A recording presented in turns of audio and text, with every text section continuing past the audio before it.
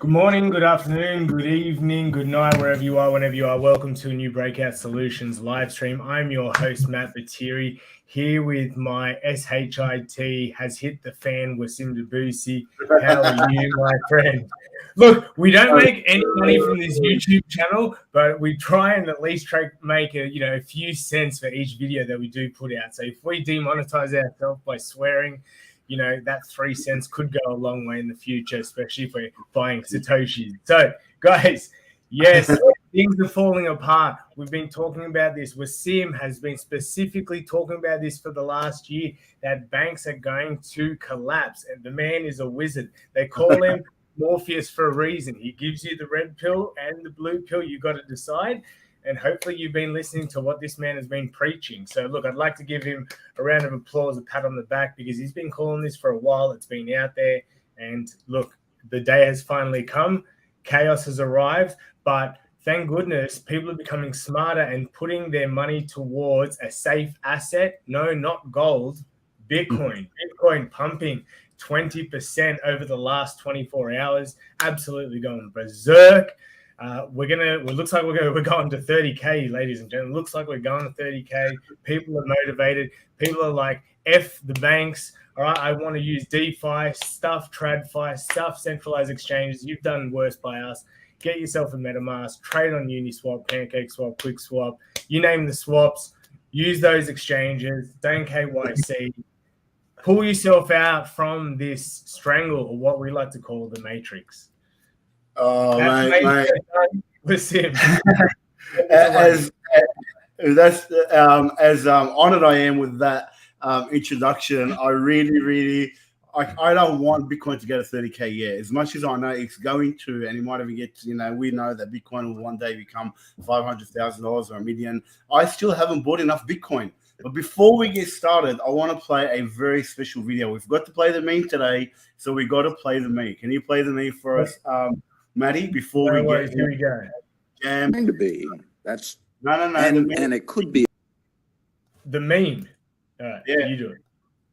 I'll do it. Is about 5 millimeters high and 1 millimeter thick, and I will carefully place it. Ready?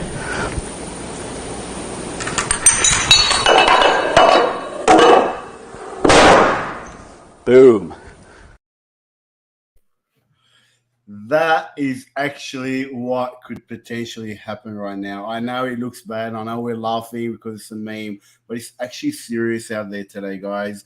What has happened over the past week or so, we haven't had not just one bank, not two banks. We've got now 3 banks that have failed.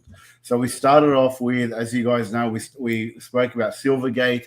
Then we had SVB, Silicon Valley Bank, and now Signature Bank is also being closed. So we're going to talk about, we've already spoken about Silvergate. We're going to get into Silicon Valley Bank and Signature Bank today and look at what's actually happening and whether they actually knew this is going to happen or not. I've got a very, very special clip to play for you guys today, which shows that this information has been around since November 2022. So we're going to show you a clip from the FDIC meeting that's going to blow your mind if you haven't seen this before. So stay with us as we go through this. So before we do get started, I want to tell you a little story, because today I was telling my wife, hey, have you been listening to the news about the bank runs? She goes, yeah.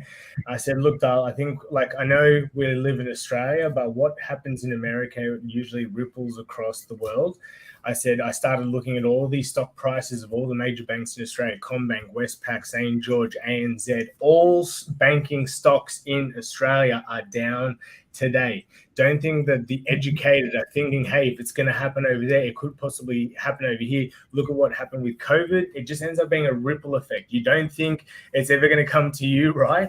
But at the end of the day, I would start putting safeguards in place, maybe withdrawing some of your cash. I don't want to say put it under a mattress or anything, but hey, I'm going to be taking a bit of my cash and putting it in some stable coins, because I fear that this could affect a global thing. So what do you think? Yeah, look, definitely. I've got cash. I keep some cash with me all the time, just in case. For a few months now, I keep no money in the banks. All of my money is out of the banks. The only money I leave in the bank is if I've got a payment or my rent's coming out or something like that. And it's usually there for 24 hours or less. I try not to keep any money. Like, if you look at my bank account right now, they're pretty much all zeros, maybe, a couple $100 here and there, but that's about it. So I'm like you. I keep my money in Bitcoin. I keep my money in cash just in case of an emergency and the banks collapse and we can't take money out. So I'm not saying it's going to happen here in Australia, but we've got to take precautions. I mean, people have been talking about this happening for a while, and people are like, no, it's not going to happen. It's not going to happen. I've shown you guys it's happening around the world, in Lebanon, in Nigeria, in Sri Lanka. We've been talking about it for a while, and now it's finally hit the largest economy in the world. Now, what's going to happen over the next few months, I don't know, but I do know that what the Fed and FDIC has done is going to cause more pain. Even though they said they're not, it is going to cause more pain. So let's get into it. First up, we just go to a little bit about what has happened. So the SVB is the largest bank failure since 2008 financial crisis. It's actually the second largest bank failure in the history of America. So this is not small, guys. It's huge. And you've got to keep in mind that we are in very, very turbulent times. So basically what happened with Silicon Valley Bank is they bought a ton load of government bonds, which are supposed to be the safest bonds out there, the safest investments, because you're actually buying government debt. And ideally, governments pay their debt at maturity, and you get an interest yield for that. So they bought a ton load of bonds back in 2020 when interest rates were at zero, and they were getting about 1.5% return. Now, as the Fed started raising interest rates, obviously the returns started getting more. The banks started not having enough cash in there, and then this started to spook some of the depositors. There's talks now about Peter Thiel, who's the guy behind PayPal, pulled all his money out first. Then all the venture capitalists started telling all the businesses that they were invested in to start pulling their money out, and this then caused a bank run. Now, the reason why this caused the bank run was because the bank went and sold, I think it was like $21 billion worth of shares and redeemed some assets. So people got spooked. They started pulling money out. The bank then had to sell a lot of these bonds for a loss, which meant that had they held it, they wouldn't have lost that money. So in reality, the banks weren't really doing anything that wrong, according to banking standards. They played their card wrong. They just played their card wrong. So now that people want to take their money out, okay, there was a bank run, they sold all this money, and then they went under. But there's more to the story than that. Over to you for the next one, Matty. How many banks? Give me I'm a gambling man. Can you give me an over and under of number of banks that are going to be insolvent by the end of the year? Oh man, I'm not a speculating man. I know we're going to be in for a lot of pain. Look, I don't know. I mean, we've had Signature Bank go under now. They are trying to make a example of crypto. It could lead on to other banks. I mean, we don't know this is the problem with centralization. You don't know what's happening behind closed doors. With crypto, it is decentralized. So you actually see it's open source. You can go on the blockchain. You can see how much money they got locked in. You know what's happening. You can see transactions going on now. We don't know what's happening behind closed doors. And we're actually going to show you guys why we don't know. After this 2 articles, we're going to play a video, and you guys are going to see what the banks. Do banks have proof of reserves? No, they don't have. They got fractional reserve banking. So in Australia and in America, they don't have to have any reserves. That's the whole problem. Unlike exchanges now that are showing proof of reserves, banks don't have proof of reserve. They don't need to have any money. They can lend out every single cent that they have that people deposit, and it's absolutely legal. And people think that crypto is risky. Having your money in banks is risky.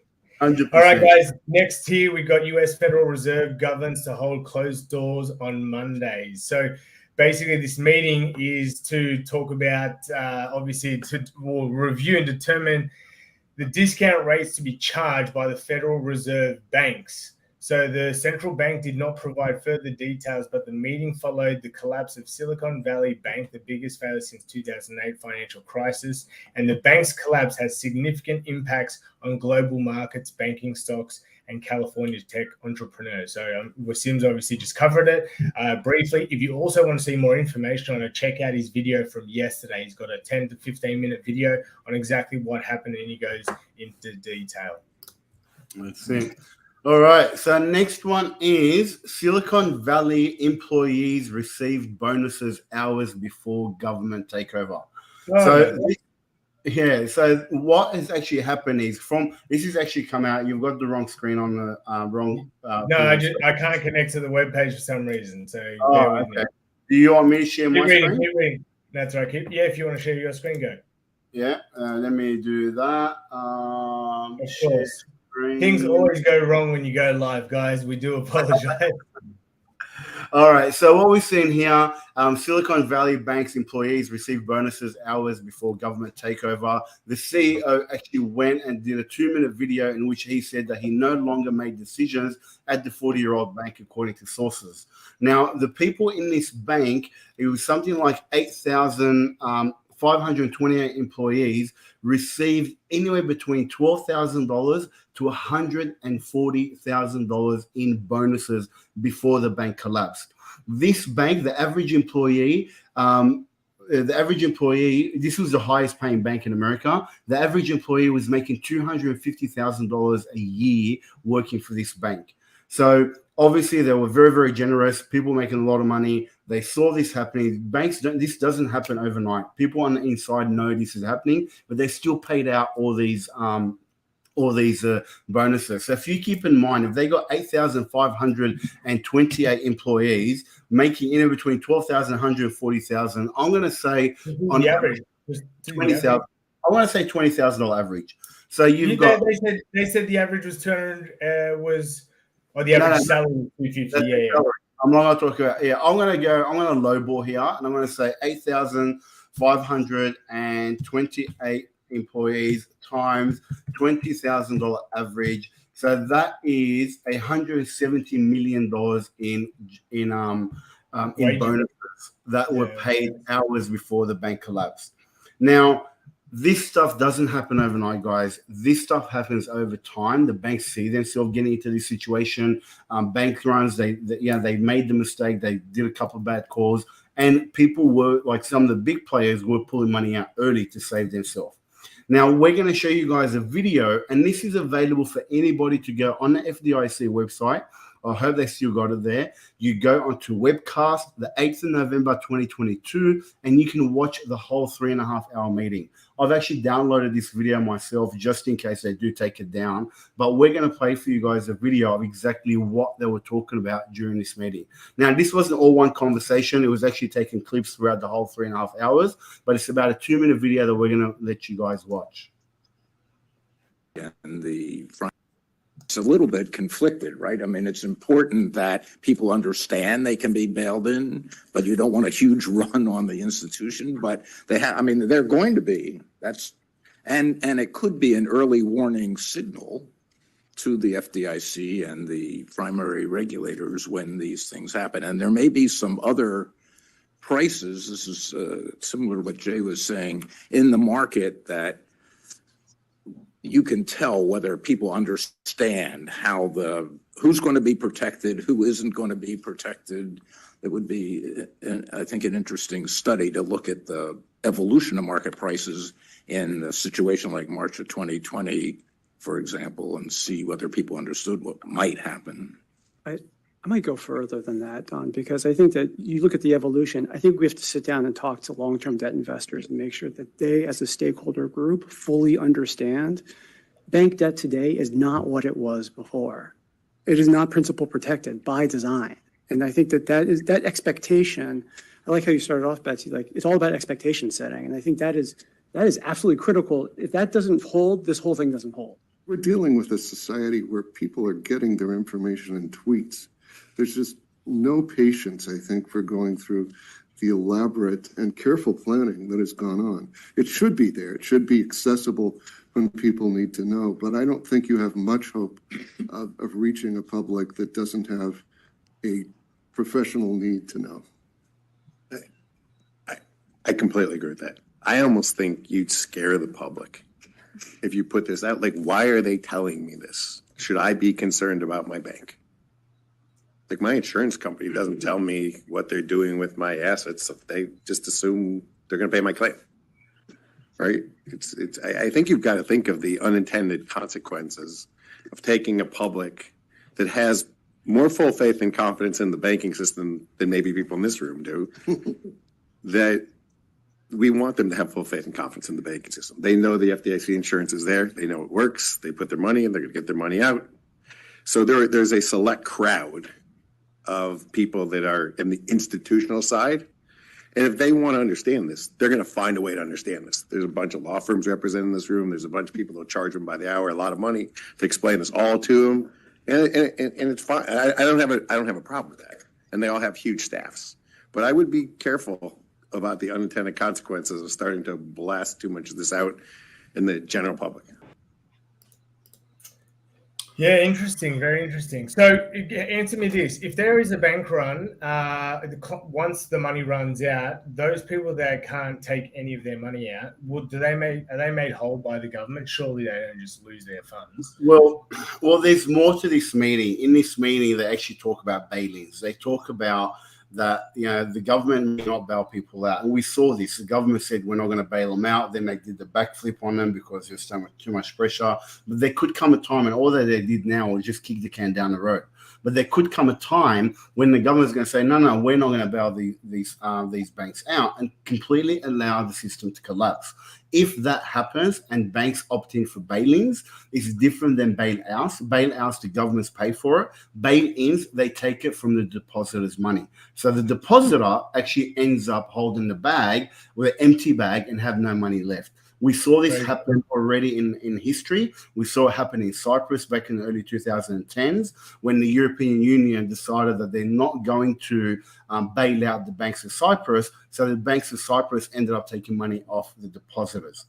So it's not like it's never happened before. It has happened in the past. A lot of laws have changed. I'm actually in the process of looking at the laws here in Australia. I don't know what they are right now. I haven't had time to go into it any deeper. But there is a chance that it can happen. In America, it's already legal. Banks can bail themselves in by taking depositors' money.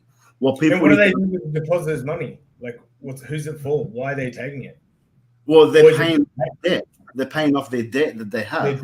But isn't the debt to the debtors? So isn't it just like going around? So you well, the whole system is just money going around and around and around. But the money is going around to the top and then down to the bottom. So the money's taken from the bottom and going up to the top. So they're always going to pay the people at the top first before they pay the people from the bottom. Yeah. So when you put your money in the bank, people think that their money in the bank is safe. But the reality is your money in the bank is a loan to the bank, and you now become an unsecured lender.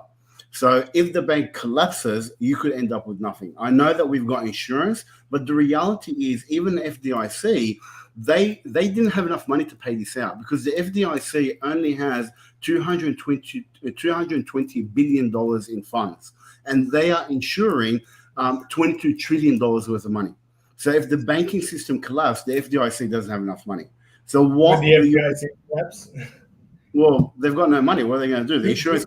Have you looked up if we in Australia have an FDIC, like an equivalent of like? We do have insurance. I can't remember the name off the top of my head right now. Good to know. Yeah. But what people need to understand is when this actually happens, okay.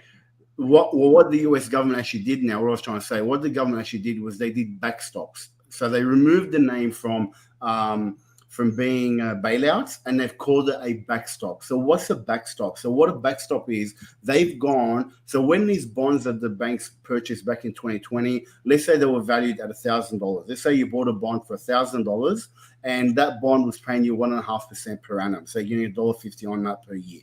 Now, because the interest rates have gone up and the bonds today, you can get 4.5% per annum on them. So that $1,000 bond is now worth a lot less. Now, you can hold this bond until maturity and get your $1,000 back, or you can sell it at today's market value.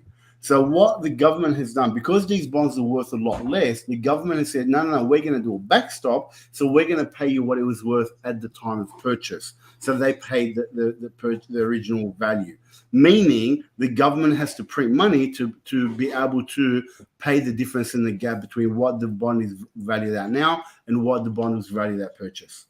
This is where the money printing come in, and this is where the bailout actually happens. You heard it here first, guys. Wasim with the knowledge and education bonds for all you watching out there.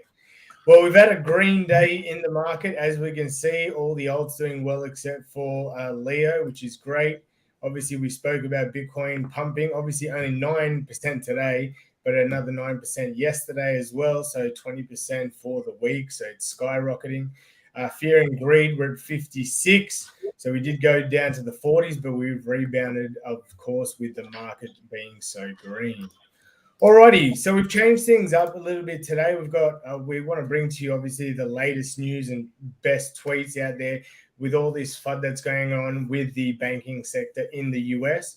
Wasim touched on it, I think, in his first article. Look at the magnitude of the SVB collapse. As he said, it's the second largest bank run in history, just behind Washington Mutual. So, look, this is just going to probably be the start. If a big player usually falls, there's a lot of small players as well that tend to follow. Wasim talked about regional banks and so forth.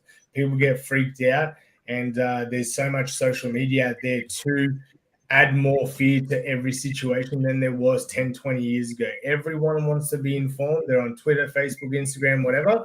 So news spreads fast, and sometimes people react even faster. And we're seeing that with, I'm sure banks all across the world lost a lot of credibility and probably lost share value because of what's happening.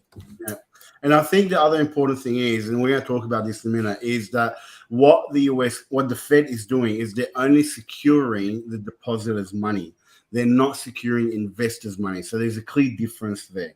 Now, and that's something that, we need to understand, which is why a lot of people are taking their money out of banks, because they're not secured anymore. All right, so this one is actually the Bank Term Funding Program, which is the bailout, the backstop that the government has called. And what you can see there is, if you want to open that up a little bit, please, Maddie, so we can get a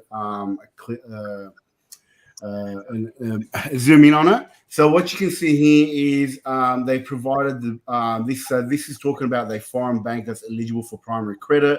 The correlated value will be par value. Margins will be 100% off par. So that's exactly what I said before. So it will be what the price of. So it was $1,000 that you purchased the bond for. The bank will get $1,000. Borrowers may prepay advances. They have up to 1 year. There's no fees associated with it, and they'll provide up to $25 billion as credit protection. So basically what they're saying to banks is you can do whatever the hell you want. You can make the wrong decisions, and the government will always bail you out. Now, I'm all for protecting investors, depositors. I know that a lot of businesses, will get affected. They don't get their money. A lot of payroll won't be paid. A lot of people lose their job. People can't make their bills. I understand all of that, but the moral hazard here is, what are we saying to the banks? What's the message that these bankers are getting? These bankers are getting the message that you can do whatever the hell you want, lose people's money, go spend it, be nefarious in your activity, and then the government's going to bail you out. But the opposite side of this is, when the government bails them out, where is this money coming from? It's eventually coming from the taxpayer. It's eventually coming from our pockets through inflation. Even though they may not raise taxes, when you flush the market with so much money, what's going to happen? You're going to increase inflation. You're going to devalue the dollar. At the end of the day, the average person is paying the price. At the end of the day, as well, a lot of people don't believe that they won't get bailed out. So it's going to create inflation, because they're going to need to print money to get everyone out of this sticky situation. So it'll be interesting if Janet Yellen is, going to stick by a word, or there's going to have to be some negotiation in regards to this? Because a lot of people could be affected. Yeah. Yeah. All right, next we've got Bhavika Kapoor, Silicon Valley Bank and SVB collapse. The president of the USA explaining what went wrong and how it will be corrected, because public deposits are on stake, but Modi hasn't uttered a single word on Adani scam despite LIC's and SBI's money is on stake. Wasim, you want to expand? Okay, so look, I don't know much about the Adani scam, but basically, Biden's basically said that management of failed banks will be fired and that the depositors will be made whole. So he's basically said that, I've told my administration to go save the depositors so he can come out as the hero, but they're gonna fire the management of the bank, which already they were fired anyway. Okay, but no one is actually going to end up going to jail. Basically what I was saying before, bankers are given a clear go-ahead to do whatever the hell they want. They're going to get bailed out. He does actually go on and say that investors won't get bailed out because they took a risk, which I understand where that's coming from. But it's just the message that's being out there, being given to the banks right now is very, very dangerous. All right, mate. All right. Okay. So Operation Choke Point 2.0. Today, I heard from the management of a small US bank. So today, basically, every bank regulator is calling every bank and asking for their liquidity report, asking whether they plan to apply for the new Fed program, and asking whether they have any exposure to crypto. They're definitely trying to ensure that smaller banks don't touch this area. So basically, with what we showed you guys before from the Caitlin Long, bank term funding program, now banks can actually apply for it if they have low liquidity. This tweet is saying that the bank regulators are calling every single bank to show them their liquidity report, which is what you were talking about before, proof of reserve. So liquidity report, and if they're going to apply for this, and if they have any exposure to crypto. So they are really, really trying to choke out the liquidity from cryptocurrencies right now. But unfortunately, what we're seeing around the world is people going to say, hang on a second, this is happening in America. We're going to put our money in Bitcoin because that's the safest asset, because it's completely decentralized and banks can't do anything about it. Yeah, they're trying to twist all this stuff to make it sound like it's crypto's fault. I love how they're just twisting everything. Isn't it funny? Yep. All right, next from Meta Lawman, we just got confirmation from an insider that regulators are executing a plan to kill crypto. Barney Frank told Bloomberg Radio today that Signature Bank was shuttered because the regulators wanted to send a message to get people away from crypto. We, Signature Bank, were singled out to be the poster child for that message. Whatever you think of his politics, Barney was always candid. He just said out loud what this administrative state has been trying to keep quiet. Yep. Crazy. There we go. We just talked about it, blaming it on crypto. Yeah, so that's exactly what they're doing. They singled out Signature Bank because it was basically the last bank standing that was still servicing crypto, even though they've already cut down a lot of the crypto services. We spoke about this a little while ago that in America, Binance US or Binance wasn't able to onboard crypto for some clients because Signature Bank stopped it. So even though they've already started doing it, this is what Operation Choke Point 2.0 is all about. It's about trying to get rid of as much banks being able to service crypto in the US because there's something else coming. So watch this space and see what they're going to do. For me, this is very, very scary news. Take us away with the next tweet, mate. All right. Don't be fooled by this bailout. We lost Signature Bank over the weekend. The three biggest crypto banks in the US are now gone. There are no real, which is exactly what you said. There's no real on-ramps that remain. So they're choking out the crypto. They're trying to get people not to be able to move their money into crypto. And they're really, really trying hard to do that. Now, the thing that they can't do is they can't stop peer-to-peer transactions. So there's always going to be websites out there that you can buy peer-to-peer transactions. You can buy crypto peer-to-peer. So it's interesting to see what's going to happen after this. Next, another one from Caitlin Long. Wow, Fed admits its supervisory error in press release, but Barr said that while SVB's bank run was in full swing. VC Barr still think is 100% cash model is unsafe and unsound. Aren't you curious how we knew and warned of bank runs probs in advance? Care to meet finally? And then there's a cute couple of screenshots of some. So the banks we regulate, in contrast, are well protected from bank runs through our robust array of supervisory requirements. There we go. So what she's talking about here is there was a bank, I forget the name of it, I read about it today. There was a bank that actually applied to have 100% reserves in the Fed. They didn't want to do any, they didn't want to borrow, they didn't want to buy, they didn't want to invest and put the depositors' funds at risk. And then they were not allowed to trade. They didn't get a banking license because the model that they had was exactly what she's talking about here, a 100% cash model, which means when you put your money in the bank keeps that money somewhere safe. So when you need it, the bank will take it out.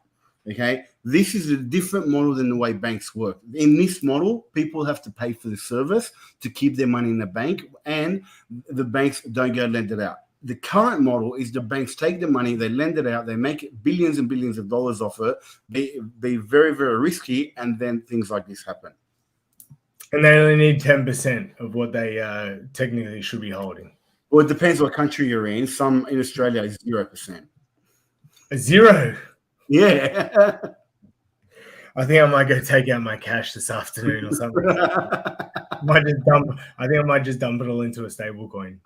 All right, be careful what you dump it in, though. You be careful. Make sure you dump it in. Well, hey, I told you, how good would that play on USDC would have been when I said it the other day at 80. Yeah, it wasn't something I was willing to risk, mate. It was going to be a 12% risk. So, guys, if whilst the USDC was depegging the other day in our group chat on our work thing, I said to Wasim, I think I might have to take a gamble here on USDC and sell some of my crypto that wasn't performing well to, because I thought I expected it to recover, which it has. So you could have made a quick 10%, 12% flip on any asset. So what you do is, as it's crashing, you buy USDC, and as it repegs, it inflates the token value. So you make some really, you make more. You make 12% because you're buying your assets stay stable, and you're basically making like 24%.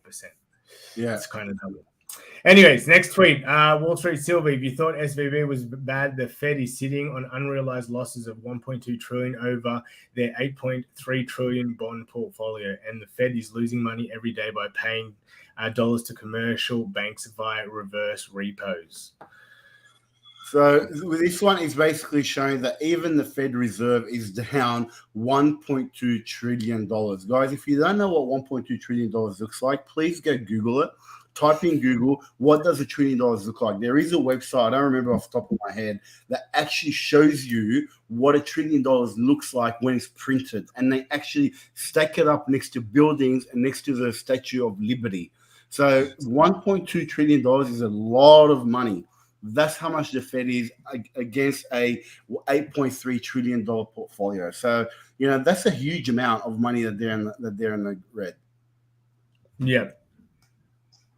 Oh, we've already seen that one. What's that one now? I haven't got that one up on my James screen. Lavish.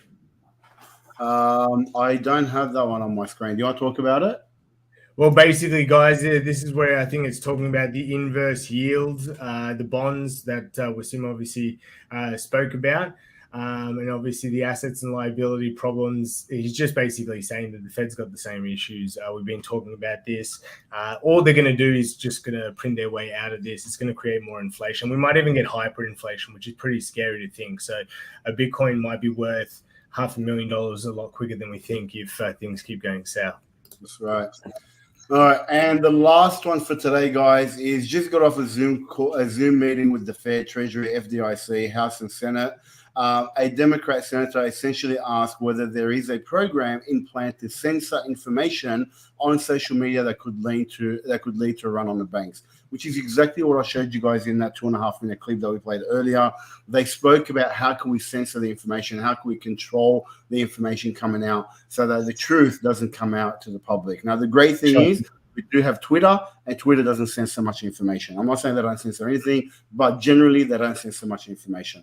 I wonder how much money they would have paid Elon to make sure that he changes the algorithm for a few hours just to make sure there isn't more bank runs. Mate, Elon's not in it for the money anymore. He's the richest man in the world. Why? There's not enough money to give him to pay him off. Guys, that's it with an extended episode today. Obviously, some big news. Please don't be fearful, but hey, have a think about what we discussed throughout the stream. I'm thinking about pulling my money out of banks just because I want to be safe.